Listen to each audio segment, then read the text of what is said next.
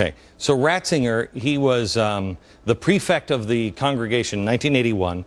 He said that liberation theology movement, he saw it sweeping across. He said, and I quote, "It is a fundamental threat to the faith of the church." Fortunately, it didn't work, but it came close. The church was strong enough to root them out. Now, why did they use the church?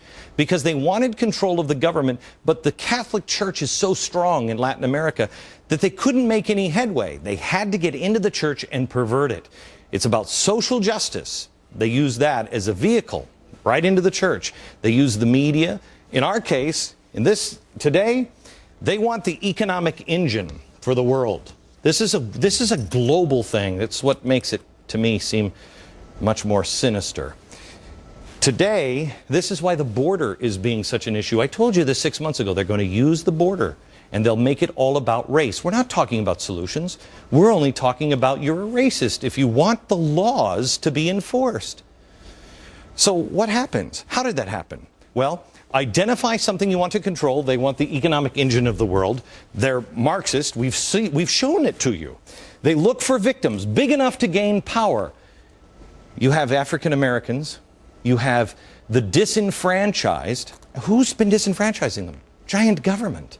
You have the unemployed. Let's talk about the Gulf region and closing down the oil rigs.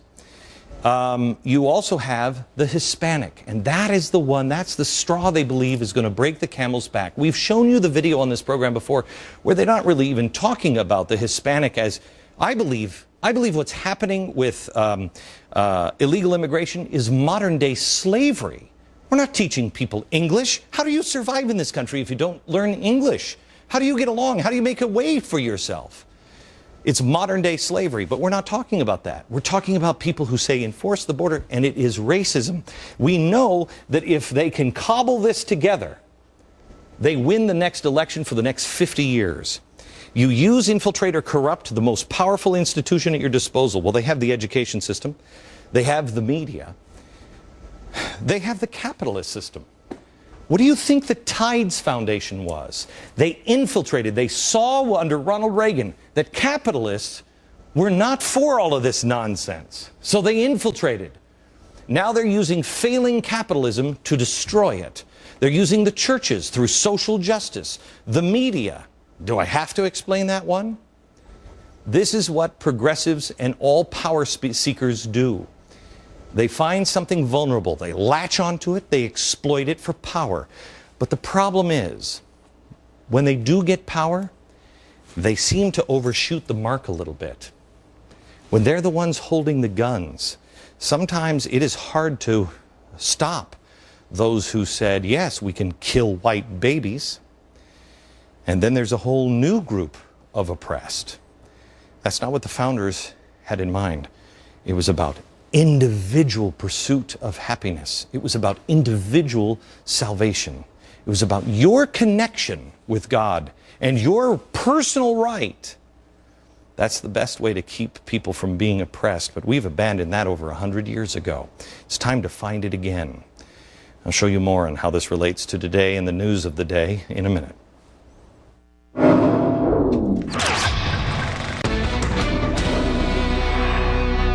Make it clear that even though we've been discussing racism in the last few days, I don't want to make the Black Panthers out to more than what they are. They're really, quite honestly, an anomaly in our society. Within the black community, white community, they're an anomaly.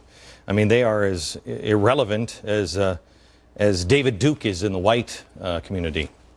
He's an anomaly, and everybody knows what he is. I think it's important to recognize, however, what they are trying to do, and that is divide us through racism and hatred. That's what racists do. That's what David Duke, that's what the Black Panthers do. This is what I said on this program 6 months ago. Whether it passes or not is going to be irrelevant, quite frankly, to these people. It is exactly what they need. What's in the bill, it doesn't matter. The issue will be racism. The progressives must reactivate their far-left base. They must smear their detractors. They will call me and Fox News and anyone else. If you believe that we are a nation of laws and not of men, you're going to be called nasty names. And they're not going to listen to any of the facts that you have to say. So it's amazing because one of my producers brought this up in a meeting this morning and said, Glenn, do you remember saying that? I said, I don't. And she said, yeah. And here we are. This is exactly when I said it would happen. I don't think the Panthers are a threat to society. I think the ideas that they get these ideas from, that lead to those crazy ideas, those ideas being institutionalized, liberation theology or philosophy, being institutionalized, that's where the trouble comes in. And that's for you to decide whether that's happening or not. But let's look at the breadcrumbs. For 20 years, Barack Obama was part of Jeremiah Wright's Liberation Theology Church in Chicago. In fact, Obama himself said that he found Jesus through Jeremiah Wright. I heard Reverend Wright deliver a sermon called The Audacity of Hope. And during the course of that sermon, he introduced me to someone named Jesus Christ. And I learned that my sins could be redeemed. Okay. Not quite the way you might have learned it.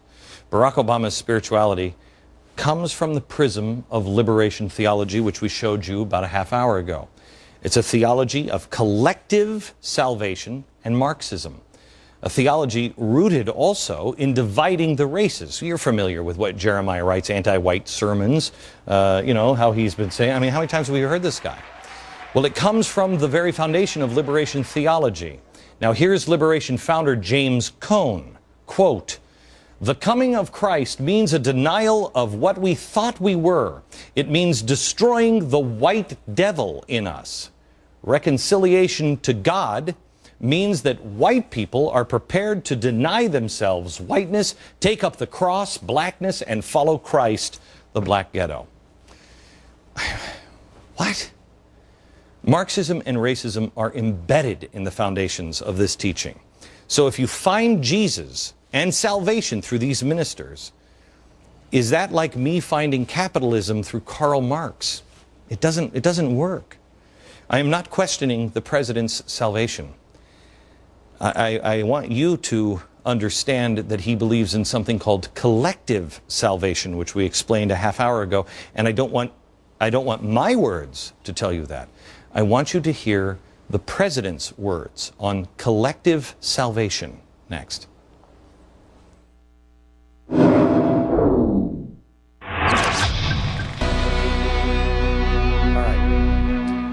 We're talking about salvation and Barack Obama's view of salvation. Here's where it comes from. Watch. And recognizing that my fate remained tied up with their fates, that my individual salvation is not going to come about without a collective salvation for the country. Okay. It's because you have an obligation to yourself. Because our individual salvation depends on collective salvation. Okay, this is not Christianity. My salvation is not connected to your salvation. That is a grave perversion. It is liberation theology. Now, ministers, I am in so much trouble tomorrow because the power structure of this country is in the hands of people, quite honestly, like Jim Wallis. And they are going to pit me against all religions. You'll see a smear campaign on me like you haven't seen yet. Baptists, Jews, Catholics. Okay, great. You can listen to Jim Wallis on Catholicism, or Catholics, you could listen to Pope Benedict and how he feels about collective salvation. Wherever, quote, wherever politics tries to be redemptive, it is promising too much. Where it wishes to do the work of God, it becomes not divine but demonic. That sums up nicely what we've been trying to say about social justice as understood by Jeremiah Wright. Collective salvation. Ask your priest, your rabbi, your minister about collective salvation. This is why Obama said he doesn't support reparations, because, quote, they don't go far enough. Why don't they go far enough? Because to blot out the collective sin, the white man has to give everything up. Here's founder of Liberation Theology, James Cone. The only way in which your repentance, your forgiveness can be authentic your reception of it can be authentic, your repentance can be authentic, is that you give back what you took. And white people took a lot from black people. Do not make this about race. Please make this about God. Collective salvation. Collective salvation. I want to thank Richard Land for his advice today, and also Anthony Bradley for being here on the program today. The truth shall set you free, but it's going to make you miserable first. From New York, good night, America.